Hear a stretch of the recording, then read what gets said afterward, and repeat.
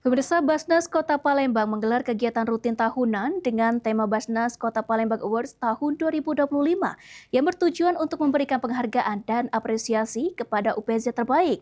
Selain itu, PAL TV sebagai televisi lokal di Kota Palembang menerima penghargaan juara pertama pada kategori presenter pendukung Basnas terfavorit tahun 2025.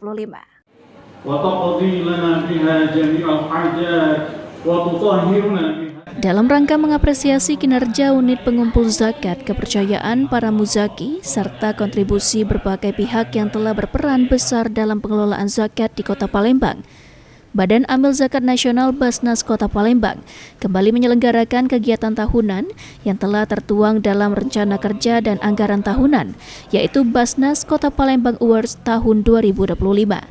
Kegiatan yang dilaksanakan pada Senin 15 Desember 2025 di ruang rapat para meswara kantor Wali Kota Palembang. Ketua Basnas Kota Palembang, Ki Agus Muhammad Ridwan Nawawi menyampaikan rasa terima kasih dan apresiasi yang setinggi-tingginya kepada seluruh UPZ yang telah bekerja secara maksimal dalam membangun kepercayaan masyarakat dan muzaki. Penghargaan juga diberikan kepada para muzaki yang secara konsisten menunaikan kewajiban zakatnya melalui Basnas Kota Palembang.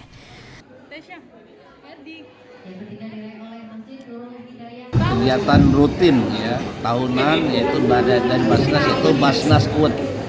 Kita ngasih penghargaan apresiasi kepada UPZ untuk pengumpul zakat maupun penggerak zakat, yaitu kita ngasih penghargaan kepada mereka supaya rasa terima kasih atas kepercayaan mereka kepada Basnas, karena banyak sekali kepercayaan ini yang perlu kami jaga.